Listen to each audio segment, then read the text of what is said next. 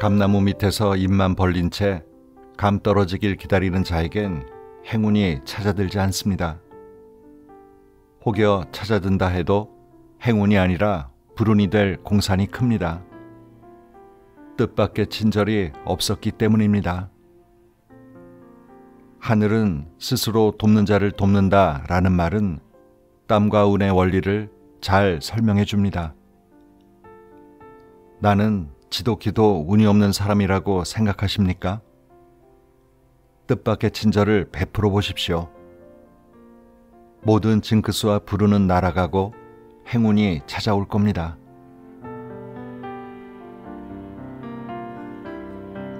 책 읽는 다락방의 제입니다.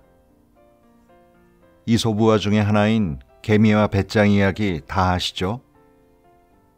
우리가 어린 시절에 이 이야기들을 접하다 보니 이 글의 주제가 땀 흘려 살지 않고 놀기만 하면 나중에 고생스러워질 수 있으니까 성실하게 인생을 살아야 한다는 메시지를 담은 글로만 단순하게 생각할 수도 있습니다만 이솝우화는 사실 어린이만을 위한 글도 아니고 도덕적인 교훈만을 강조하지도 않습니다.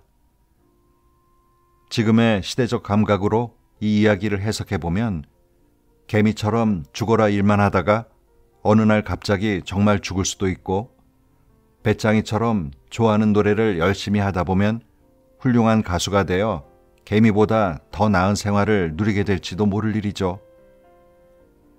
오늘은 이솝우화들을 다시 들여다보면서 그 속에 담긴 인간의 본성과 삶의 지혜를 다시 한번 살펴보고 동시에 글에 담긴 의미가 문화에 따라 그리고 시대에 따라 얼마나 다르게 해석되는지를 살펴보는 시간을 여러분과 함께 가져볼까 합니다. 원앤원 북스에서 펴낸 삶의 자극제가 되는 발칙한 이솝우화란 책인데요. 우리가 이솝우화를 대명사처럼 묶어서 생각하다 보니 이 이솝이란 사람에 대해선 관심이 별로 없었던 것 같습니다. 이솝은 기원전 6세기경에 그리스에 살았던 사람으로 추정하는데요. 노예 출신으로 입담은 좋았지만 상당히 못생겼고 꼽주였다는 설도 있습니다.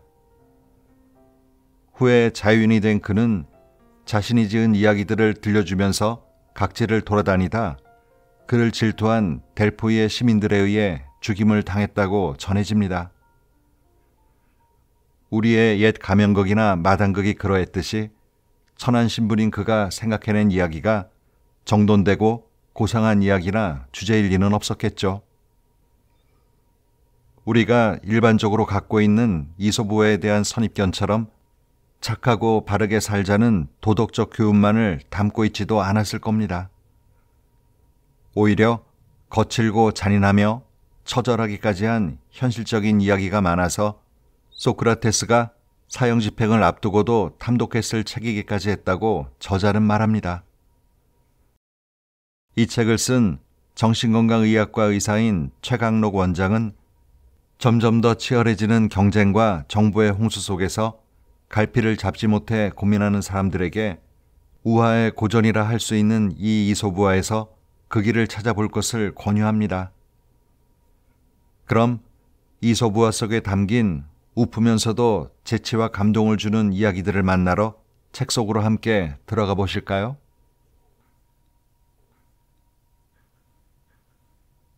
내일을 예측하고 준비하되 주어진 오늘을 즐기는 삶. 개미와 배짱이. 무더운 여름이었습니다. 너무 더워 조금만 움직여도 땀이 줄줄 흘러내렸습니다.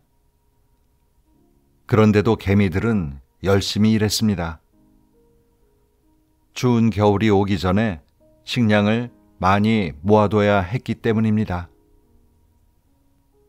땡볕 아래에서 일하는 건 정말 힘든 일이었지만 개미들은 꾹 참고 부지런히 일했습니다. 하지만 배짱이는 그렇지 않았습니다. 시원한 나무 그늘 아래서 흥얼거리며 놀기만 했습니다. 어이 개미들, 한여름에 무슨 고생이야. 쉬엄쉬엄 놀면서 하라고. 배짱이는 개미들을 보며 놀려댔습니다.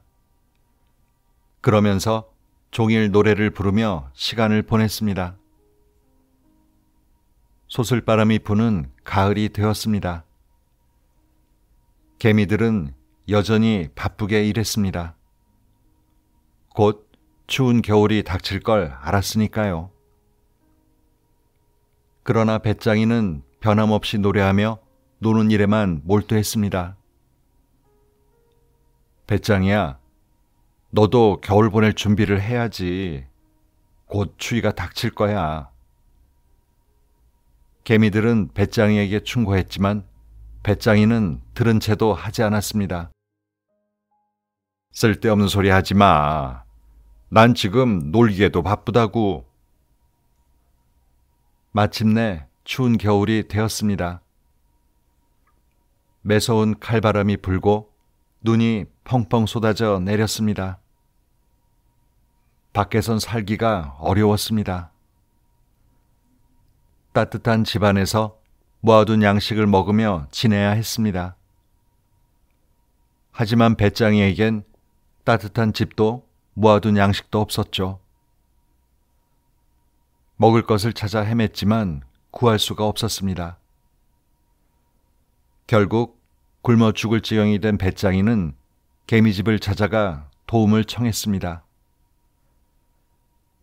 개미야, 너무 춥고 배가 고파. 먹을 것 좀 줄 수 있겠니? 개미들이 문을 열곤 초라한 행색으로 떨며 서 있는 배짱이를 보고 말했습니다. 너는 왜 여름에 양식을 모아놓지 않은 거야? 배짱이는 기운 없는 목소리로 대답했습니다. 온종일 노래해야 했기 때문에 그럴 여유가 없었어.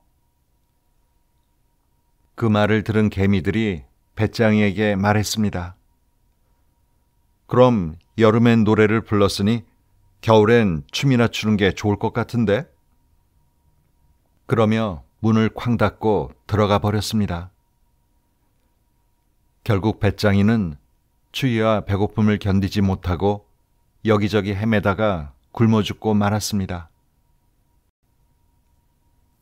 배경이나 생태에 관한 논란 외에도 이 이야기만큼 무수한 비판을 받으며 각기 다른 버전이 등장한 경우도 없을 겁니다.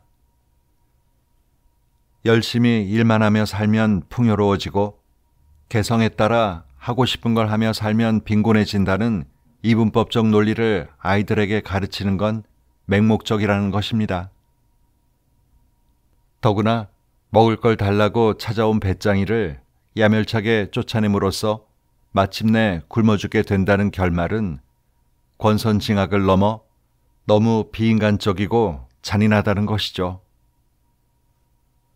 더 나은 미래를 위해 현재 삶의 많은 부분을 포기할 것인가? 아니면 불투명한 미래보다 현실에 더 충실하며 지금을 행복하게 보낼 것인가는 개인의 선택에 달린 문제이지 사회적으로 강요할 사항은 아니라는 겁니다. 얼마든지 다양한 해석이 가능한 이야기입니다. 원작자인 이솝이 아닌 다른 작가들은 이 이야기를 어떤 방식으로 패러디했을까요? 장편소설 슬픔이여 안녕으로 유명한 프랑스의 천재작가 프랑수아즈 사강은 거꾸로 읽는 개미와 배짱이라는 작품을 썼습니다. 여기서 개미와 배짱이의 모습은 완전히 뒤바뀝니다. 식품점에서 일하는 개미는 겨우내 먹을 걸 들여옵니다. 그렇지만 여름이 되도록 음식이 팔리지 않습니다. 급기야 모아둔 음식에 파리와 벌레가 모여들죠. 개미는 한 가지 꾀를 냅니다. 배짱이를 찾아가 겨울을 대비해 미리 음식을 사두라고 제안한 겁니다. 겉으론 태연하지만 사실 개미는 초조하기 짝이 없습니다. 반면 배짱이는 느긋합니다. 시큰둥한 배짱이의 태도에 실망한 개미는 음식을 빌려줄 테니 들여놓으라고 강권합니다. 먹을 걸 빌려드릴게요. 빌린 음식은 이자를 쳐서 가을쯤에 주시면 돼요. 그런데도 배짱이는 관심을 보이지 않습니다. 오히려 개미에게 되묻습니다. 겨우내 뭘 하신 건가요? 개미는 자신이 얼마나 쉬지 않고 열심히 일해 먹을 걸 모았는지 이야기해 줍니다. 대단하네요. 그럼 이제 싸게 팔면 되겠군요. 별일 아니라는 듯 대꾸한 배짱이는 여전히 춤추며 노래하는데 여념이 없습니다. 배짱이의 통쾌한 복수입니다. 프랑소아즈 사강은 이 작품을 통해 독자들에게 묻습니다. 인생의 진정한 행복은 무엇인가요? 내게 주어진 현재를 행복하게 사는 게 좋은가? 아니면 오늘은 다소 불편하고 힘겹더라도 내일을 준비하며 사는 게 좋은가 하는 질문이죠. 답은 각자의 몫이지만 프랑소아즈 사강은 지금의 행복을 택한 것 같습니다. 나는 나를 파괴할 권리가 있다라고 외쳤던 그녀니까요. 그녀에게 배짱이는 자족하면서 현재의 삶을 즐기는 행복이 무엇인지 아는 주인공입니다. 폴 고갱의 생애를 모델로 한 소설 달과 육펜스로 유명한 영국 작가 서머십 모음은 개미와 배짱이라는 단편 소설을 남겼습니다. 작품에는 두 형제가 등장합니다. 동생 톰은 전형적인 배짱이입니다. 20대에 직장을 때려치우고 평생 방황과 탕진 속에서 보냅니다. 형 조지는 착실하게 잃을 데 없는 개미입니다. 형은 동생 빚을 대신 갚아주려고 일을 하느라 등골이 휩니다. 25년의 세월이 흐른 뒤 중년이 된 조지가 톰에게 말합니다. 나는 평생의 3분의 1을 저축하며 살았다. 50살이 되면 3,000파운드가 모인다. 넌 그때야 알 것이다. 열심히 일하는 것과 빈둥빈둥 노는 것 중 어느 게 정말 이득인지. 그러나 현실은 조지의 예상과는 전혀 다르게 전개됩니다. 동생 톰이 어머니 뻘 되는 귀부인과 재혼했는데 얼마 지나지 않아 그녀가 사망한 것입니다. 그녀가 남긴 재산은 엄청났습니다. 무려 50만 파운드의 현금과 호화로운 요트 한 척과 런던에 있는 커다란 저택 등. 횡재한 톰은 졸지에 갑부가 되었습니다. 형 조지의 분노와 함께 소설은 끝이 납니다. 이건 공평하지 못해. 공평하지 않단 말이야, 제기랄. 조지는 동생 뒤치다꺼리를 하며 성실하게 돈을 모아 3,000파운드를 마련했지만 사고뭉치로 허랑방탕하게 살았던 톰은 본인의 노력과 무관하게 형이 모은 돈의 수백 배가 넘는 일확천금을 거머쥐었습니다. 부지런한 개미의 일생이 게으른 배짱이의 홈런 한 방으로 한순간에 역전된 것입니다. 조지의 절규는 모든 평범한 개미의 절규인지도 모릅니다. 인생의 행복은 어디에서 찾을 수 있을까요? 서머십 몸이 독자들에게 던지는 질문입니다. 노력한 만큼 공평하게 똑같이 주어지는 게 행복일까요?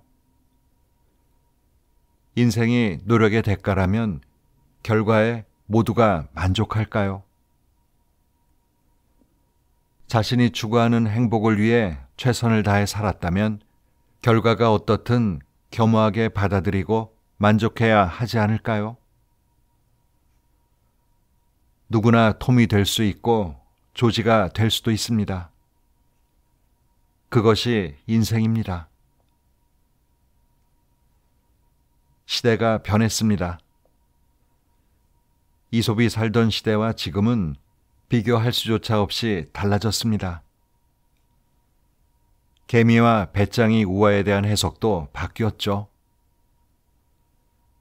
개미가 인생의 모델이고 배짱이가 경계의 대상이던 시절은 같습니다. 지금은 개성 있고 삶을 즐길 줄 아는 배짱이가 더 인기를 끕니다.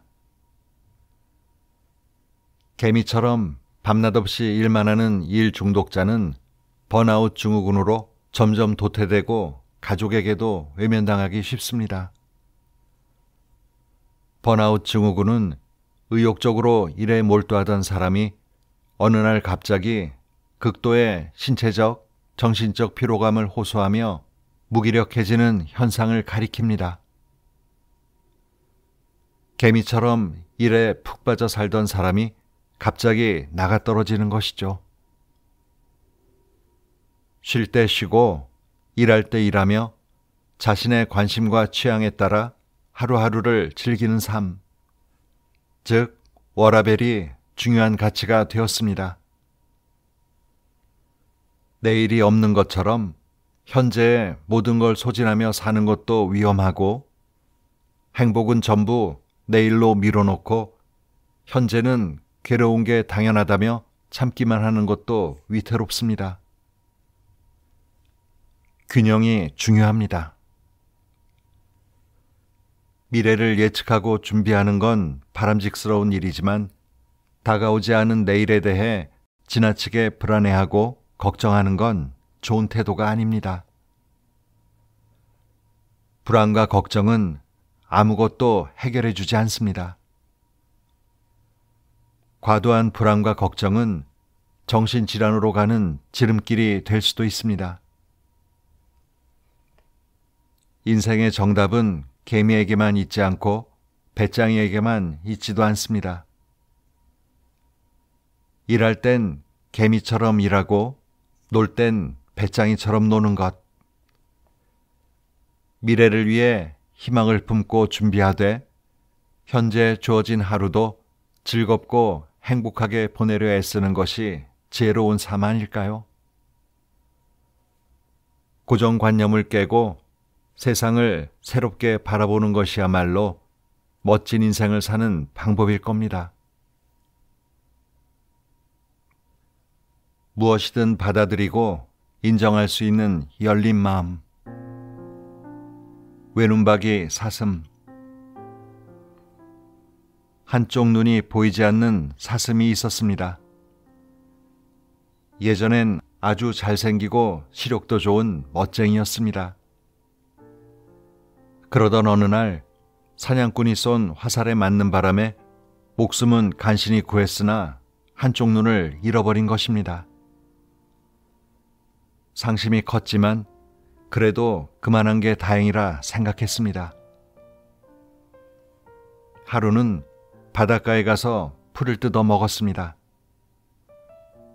풀이 잔뜩 자라 있었지만 아무도 없어 실컷 먹을 수 있었습니다. 그러나 언제 어디서 무서운 짐승이나 사냥꾼이 나타날지 몰라 철저히 경계해야 했습니다. 외눈박이 사슴은 어떻게 주변을 살피는 게 가장 좋을지 궁리했습니다. 그래, 못쓰게 된 눈을 바다 쪽에 두고 잘 보이는 눈으로 숲을 경계하는 게 좋겠어. 늑대나 사자 혹은 사냥꾼이 온다면 분명히 육지에서 올 테니 숲을 경계하는 게 최선이라고 생각한 겁니다. 망망대해 위엔 아무것도 보이지 않았습니다. 어떠한 위험도 없는 것 같았죠. 사슴은 성한 눈으로 숲을 바라보며 맛있는 풀을 신나게 뜯어먹었습니다. 하지만 사슴이 넋을 놓고 풀을 뜯는 사이 바다 위에 배 한 척이 나타났습니다. 배에선 낚시꾼들이 물고기를 잡고 있었습니다. 그중 한 낚시꾼이 바닷가에서 풀을 뜯어먹고 있는 사슴을 발견했습니다. 물고기보다 훨씬 크고 맛있는 사슴을 잡아먹는 게 낫겠다고 마음먹었습니다. 그는 곧바로 활을 들어 사슴에게 화살을 쏘았습니다. 화살은 정확히 사슴을 향해 날아가 명중했습니다. 바다와 육지에 아무런 위험도 없다고 믿으며 정신없이 풀을 뜯고 있던 사슴은 화살을 맞고 죽어갔습니다. 그러면서 모든 걸 포기한 듯 중얼거렸습니다. 숲은 위험하다고 생각해 잘 보이는 눈으로 잔뜩 경계하고 있었으면서 훨씬 위험한 바다는 안전하다고 믿고 보이지 않는 눈에만 의존하고 있었으니 정말 한심하기 짝이 없었구나. 그날 밤 낚시꾼들은 물고기 대신 횡재한 사슴고기를 구워 먹으며 마음껏 포식했습니다. 이 이야기를 읽는 사람들은 누구나 외눈박이 사슴의 어리석음을 지적하며 혀를 찹니다. 한쪽 눈이 안 보이더라도 다른 쪽 눈으로 두리번거리며 충분히 경계했어야지. 두루두루 살펴야지. 보이는 게 다라고 생각하며 안이하게 있었으니 그런 꼴을 당하지. 모두 맞는 말입니다. 사슴이 비참한 종말을 맞이한 건 외눈박이였기 때문이 아니라 한쪽 눈에 보이는 게 전부라고 믿곤 보이지 않는 곳의 도살인 위험들을 간과한 데 있었습니다. 위험은 어디에나 있다는 생각으로 철저히 경계했다면 막을 수 있는 비극이었습니다. 그런데 따지고 보면 많은 사람들이 외눈박이 사슴처럼 살아갑니다. 보고 싶은 것만 보고, 듣고 싶은 것만 듣고, 믿고 싶은 것만 믿으며 사는 겁니다. 보지 못하는 것, 듣지 못하는 것, 믿지 못하는 것 속에 진실이 있을 수 있다는 사실을 외면하며 삽니다. 보고 있는 것, 듣고 있는 것, 믿고 있는 것 속에 거짓과 오류가 있을 수 있다는 사실을 인정하려 들지 않습니다. 이런 사람이 많은 사회는 언제나 대립과 긴장이 넘쳐나고 곳곳에 위험 요소들이 존재합니다. 평화롭지 않고 늘 살벌한 분위기가 넘쳐납니다. 자신의 신념과 일치하는 정보는 받아들이고 일치하지 않는 정보는 무시하는 경향을 확증 편향이라고 합니다. 내가 알고 있는 믿음과 신념에 부합되는 정보나 근거를 발견하면 관대한 태도로 즉각 받아들이지만 상반되는 정보나 근거를 접하면 적대적이거나 인색한 태도를 보이며 통 받아들이려 하지 않는 겁니다. 가장 심각한 건 정치의 영역입니다. 여당과 야당, 진보정당과 보수정당은 극단적인 전선을 형성합니다. 기본적인 상식과 교양과 예절마저도 저버리기 일쑤입니다. 죽기 아니면 살기로 싸우다 보니 확증 편향은 당연한 것처럼 여겨집니다. 우리 편 잘못은 무슨 논리를 대서라도 감싸주고 덮어주며 어쩔 수 없었다고 이해합니다. 반면 상대편 잘못은 사소한 것까지 들춰내 최대한 부풀려 손가락질하고 단죄합니다. 이들에 휘둘려 국민도 두 편으로 나뉩니다.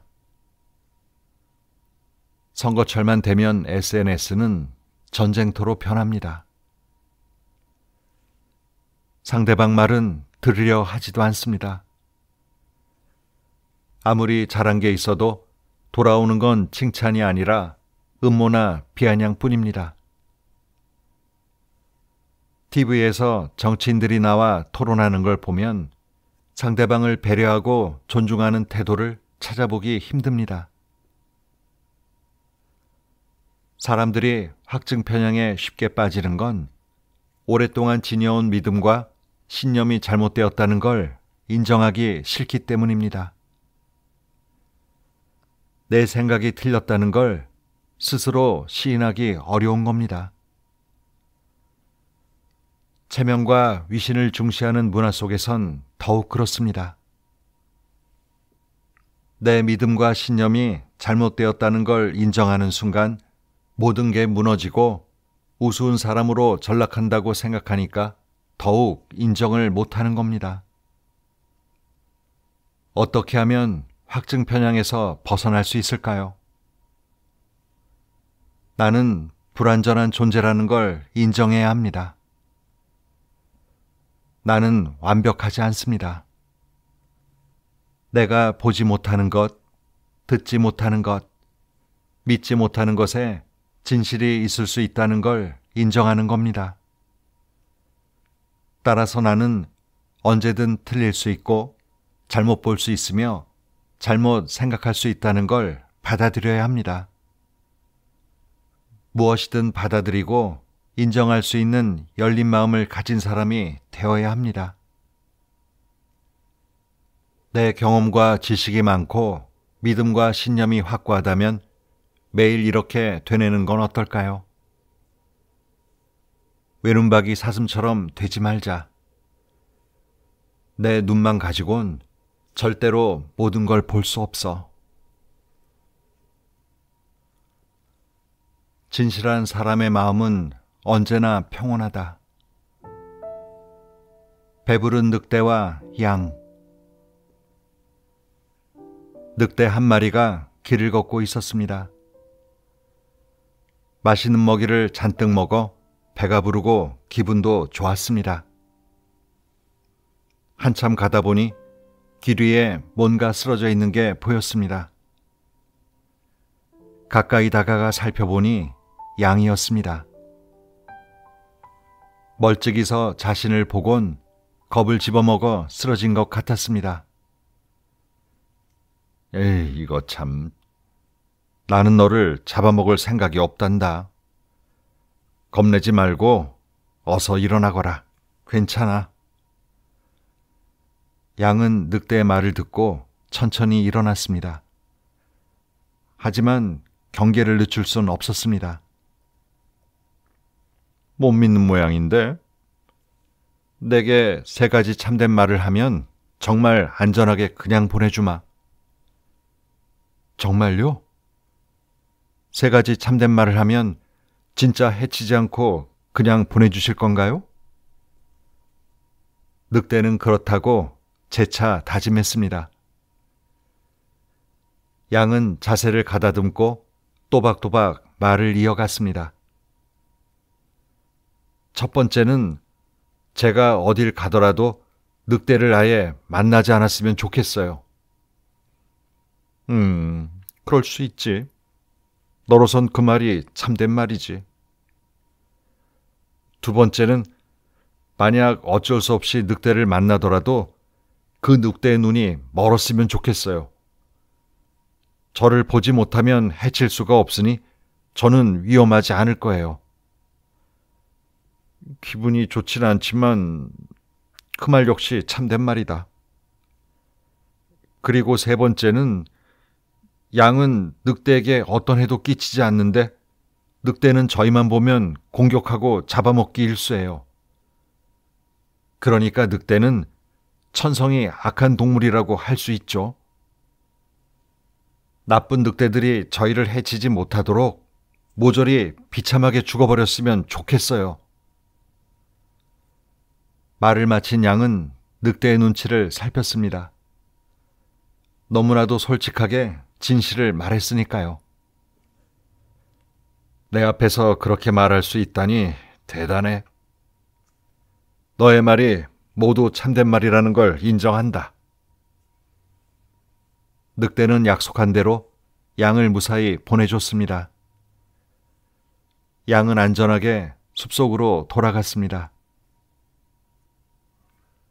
사실은 무엇이고 진실은 뭘까요? 사실은 실제로 이루어진 일이나 일어난 일을 말합니다. 아무런 가치 판단이나 해석 없이 있었던 일 그대로를 가리키는 것이죠. 진실은 약간 다릅니다. 검증 가능한 객관적 사실에 근거를 두지만 판단과 해석이 따릅니다. 거짓이나 왜곡, 은폐나 착오를 모두 배제했을 때 온전히 밝혀지는 바가 진실입니다. 사실 자체만을 진실이라고 하기엔 부족합니다. 예를 들면 비행기가 추락하거나 배가 침몰했을 때 육하 원칙에 기초해 추락과 침몰에 관한 모든 객관적 사항을 조사하고 동원 가능한 과학기술을 활용해 원인을 밝혀낸다면 사실은 드러날 겁니다. 그러나 왜 그런 사고가 일어났는지, 사고를 미리 막을 수는 없었는지, 누구의 책임이 가장 큰지, 배후 세력이나 음모 등은 없었는지를 명확히 밝혀내는 건 쉬운 일이 아닙니다. 그게 다 밝혀지는 게 바로 진실입니다. 법은 사실에 주목합니다. 정확한 사실에 근거해 법을 적용해야 합니다. 그러나 우리 삶의 많은 부분에서 사실도 중요하지만 진실이 더 중요합니다. 사실이 다 밝혀졌어도 진실에 대한 믿음이 부족하면 사실을 온전히 받아들이기 힘들고 이런저런 의구심을 가질 수밖에 없습니다. 언론에 심심치 않게 등장하는 게 표절 문제입니다. 논문 표절이나 문학작품 표절 또는 미술이나 음악작품 표절 시비가 그것입니다. 사실을 드러내는 일도 어렵지만 진실을 밝히는 일은 더 어렵습니다. 과학적으로 작품을 비교 분석하고 정밀히 대조해 어느 정도 유사성이 있는지를 찾아낼 수는 있으나 학자나 작가가 부인하면서 우연의 일치일 뿐 자기 논문과 작품은 순수 창작물이라고 강력하게 주장하면 진실은 드러날 수가 없습니다. 치부가 드러나는 것도 모자라 그동안 쌓아온 모든 걸 잃고 나락으로 떨어질 수 있음에도 진실을 밝히는 건 어지간한 용기가 있지 않고선 할 수 없는 일입니다. 모든 진실을 은폐하며 아니라고 할 때 진실에 따라 그렇다고 말하는 것. 모두 거짓으로 그렇다고 할 때 진실에 따라 아니라고 말하는 건 아무나 할 수 있는 일이 아닙니다. 그러나 진실의 힘은 의외로 강하고 셉니다. 용기 있게 진실을 당당히 마주했을 때 예상과 다른 결과가 나올 수 있습니다. 그것이 진실의 힘입니다. 위기 상황에서 진실은 빛을 발합니다. 늑대가 3가지 참된 말을 하면 돌려보내겠다고 했을 때 양은 용기를 내서 진실을 말했습니다. 만약 여우처럼 꾀를 내 늑대의 환심을 사고자 적당히 거짓말을 했다면 어떻게 되었을까요? 늑대의 밥이 되었을 겁니다. 늑대가 배가 부르긴 하지만 죽여서 끌고 가 내일 먹으면 되니까요. 죽을 수도 있는 상황에서 늑대를 만나지 않았으면 좋겠다. 늑대가 눈이 멀었으면 좋겠다. 늑대가 오저리 비참하게 죽어버렸으면 좋겠다고 말하는 건 대단한 용기입니다. 늑대가 들어도 이 모든 말은 진실이었습니다. 늑대로선 자신이 한 약속을 지키지 않을 수 없었습니다. 진실한 사람의 마음은 언제나 평온하다. 영국이 낳은 위대한 작가 윌리엄 셰익스피어가 한 말입니다. 거짓과 더불어 사는 사람이 강해 보일 수는 있지만 정말 강한 사람은 진실과 더불어 사는 사람입니다. 거짓과 친구가 된 사람의 마음은 항상 불안하지만 진실과 친구가 된 사람의 마음은 언제나 평온합니다.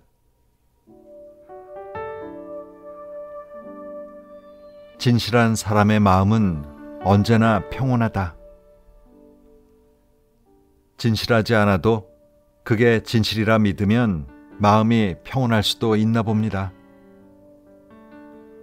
대한민국 사람들이 진실과 거짓을 구별하느라 그만 좀 힘들었으면 좋겠고, 어느 정치인, 판사, 검사 이름 몰라도 무식한 사람 되지 않는 그런 나라가 되길 바라봅니다. 오늘도 좋은 하루 보내세요.